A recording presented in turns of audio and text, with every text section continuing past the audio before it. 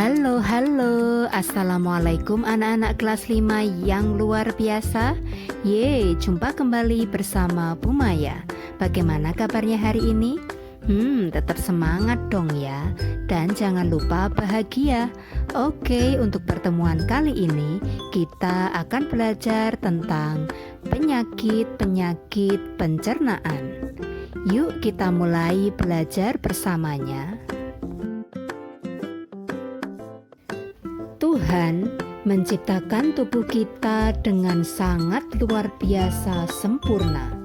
Oleh karena itu, kita harus bersyukur dengan cara merawat dan menjaganya dengan baik, agar tidak terjadi masalah dengan organ-organ pencernaan kita. Selain itu, janganlah kita berlebih-lebihan dalam mengkonsumsi atau memakan karunia Tuhan, karena makan yang berlebihan itu tidak baik untuk kesehatan tubuh kita. Nah, berikut jenis-jenis penyakit pada pencernaan kita. Yang pertama, sembelit atau konstipasi.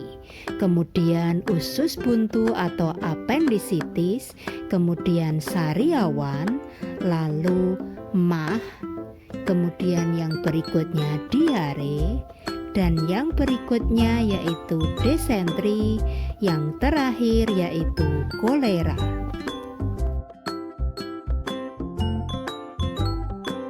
Untuk selanjutnya, tahukah kamu apa itu penyakit usus buntu atau apendisitis? Nah, penyakit usus buntu adalah penyakit peradangan pada usus buntu.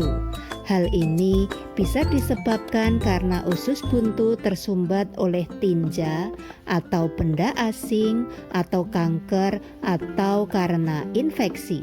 Gejalanya adalah nyeri di dekat pusar, terasa mual, muntah, demam, susah kentut, nyeri saat kencing, perut terasa kram, dan tidak nafsu makan. Kemudian cara mengobatinya yaitu dengan melakukan operasi pengangkatan usus buntu. Tanpa usus buntu, kita tidak akan mengalami masalah berarti. Apendisitis atau penyakit usus buntu yang dibiarkan justru berbahaya karena dapat pecah dan menyebabkan peritonitis, yaitu infeksi pada selaput rongga perut atau peritoneum. Untuk penyakit pencernaan yang selanjutnya yaitu diare. Tahukah kamu apa itu diare? Pernahkah kamu mengalami diare? Nah, diare adalah penyakit pencernaan yang diakibatkan karena keracunan makanan atau bakteri, atau alergi makanan, atau makan sesuatu di saat yang tidak tepat. Misalnya makan pedas pada saat perut kita masih kosong, sehingga kita akan sering buang air besar dan tinjanya encer. Nah, gejala dari diare yaitu rasa ingin segera BAB dan sangat sering BAB, akan terasa mual, muntah, sakit perut melilit, atau perut terasa tidak nyaman. Nah, cara mengobatinya yaitu dengan minum oralit atau makan daun pucuk jambu biji. Diare akan semakin parah jika dibiarkan. Diare yang parah dapat mengakibatkan demam, turunnya berat badan, dan feses menjadi berdarah. Diare yang parah juga dapat menyebabkan kita mengalami dehidrasi dan kehilangan nutrisi. Untuk penyakit pencernaan yang berikutnya yaitu obesitas atau kegemukan. Nah, obesitas atau kegemukan adalah kondisi di mana badan terlalu gemuk dan mengandung banyak lemak. Gejalanya yaitu berat badan jauh melebihi normal dan banyak lemak dalam tubuh.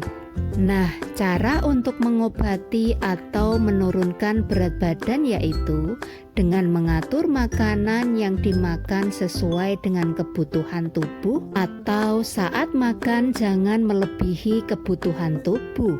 Selain itu, kita juga harus rajin berolahraga dan beraktivitas. Kemudian, penyakit pencernaan yang berikutnya yaitu gastritis. Gastritis adalah radang lambung karena pengikisan lapisan dinding lambung akibat kelebihan asam lambung. Nah, apa penyebab dari gastritis ini? Penyebabnya yaitu muntah kronis atau stres, atau penggunaan obat anti radang dalam jangka panjang, atau infeksi bakteri H. pylori atau infeksi virus. Kemudian gejala dari gastritis yaitu mual, muntah, perut kumbung, sakit perut, kurang nafsu makan, dan perut terasa terbakar di antara waktu makan atau pada malam hari. Kemudian, untuk jenis penyakit pencernaan yang berikutnya yaitu disentri. Disentri adalah radang usus yang menyebabkan diare yang berdarah dan berlendir karena terinfeksi oleh bakteri Shigella atau Entamoeba histolytica. Kemudian gejalanya yaitu diare yang seringkali disertai darah atau lendir, demam, mual, muntah, dan kram perut. Penyakit ini sangat menular karena bakteri penyebab disentri biasanya terdapat pada air yang terkena feses orang yang sedang sakit disentri dan dapat mengenai makanan dan minuman yang terkena lalat yang membawa bakteri tersebut. Oleh karena itu, tutuplah makananmu dari lalat dan jangan jajan sembarangan. Anak-anak berusia 2-4 tahun lebih mudah terkena disentri karena sistem kekebalan tubuh mereka masih lemah. Dan jika tidak segera ditangani, disentri dapat menyebabkan dehidrasi berat yang dapat mengancam jiwa. Penyakit pencernaan yang berikutnya yaitu MAH. Penyakit MAH adalah nyeri pada lambung dan sakit pada ulu hati. MAH atau dispepsia itu sendiri bukan penyakit, melainkan sekumpulan gejala gangguan pencernaan. Makan tidak teratur, gaya hidup, dan pola makan yang buruk, atau obat-obatan hingga masalah kesehatan tertentu dapat menyebabkan MAH. Nah, apa saja gejala dari MAH? Yang pertama yaitu kembung, mual, bersendawa, dada bawah atau perut bagian atas rasanya tidak nyaman. Dan cara mengobatinya yaitu dengan diperiksakan ke dokter atau minum obat sakit MAH.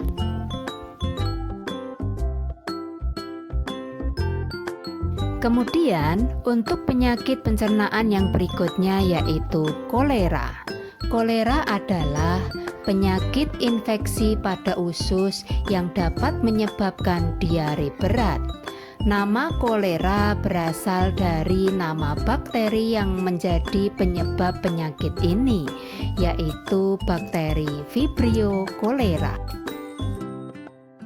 Kemudian penyakit pencernaan yang berikutnya yaitu sariawan. Pernahkah kalian mengalami sariawan? Wah, sama, Bu Maya juga pernah. Rasanya sakit sekali. Makan menjadi tidak nikmat, bahkan bicara pun kadang kesulitan. Nah, sariawan adalah bibir atau lidah atau gusi atau pipi bagian dalam pecah-pecah yang disebabkan karena terluka. Luka tersebut disebabkan bisa karena tergigit atau karena kesalahan saat menyikat gigi, atau karena infeksi jamur, atau infeksi virus, atau bakteri di mulut, atau karena kekurangan vitamin C, bahkan juga karena stres. Lalu, bagaimana cara mengobati sariawan? Nah, umumnya sariawan itu tidak perlu diobati dan akan sembuh dengan sendirinya dalam waktu 1-2 minggu. Jika tidak sembuh-sembuh, silahkan periksa ke dokter. Oh iya, pernahkah kamu minum Oralit? Nah, Oralit adalah obat diare. Berikut cara untuk membuat Oralit. Caranya yaitu, yang pertama, siapkan wadah, masukkan setengah sendok teh garam dapur dan 8 sendok teh gula pasir ke dalam wadah. Yang kedua, tambahkan 1 liter air matang. Yang ketiga, aduk sampai rata dengan sendok selama sekitar 1 menit. Dan yang terakhir, Oralit sudah siap untuk diminum. Nah, demikianlah tadi berbagai jenis penyakit pencernaan serta gejala dan cara mengobatinya. Mari kita jaga organ pencernaan kita dengan sebaik-baiknya. Yeay, alhamdulillah hari ini kita telah selesai belajar bersama tentang penyakit-penyakit pada pencernaan. Bagaimana? Apakah kalian sudah mengerti? Wow, kalian memang luar biasa. Oke, jangan lupa like dan subscribe ya. Dan sampai jumpa di pertemuan yang berikutnya. Terima kasih. Wassalamualaikum. Bye.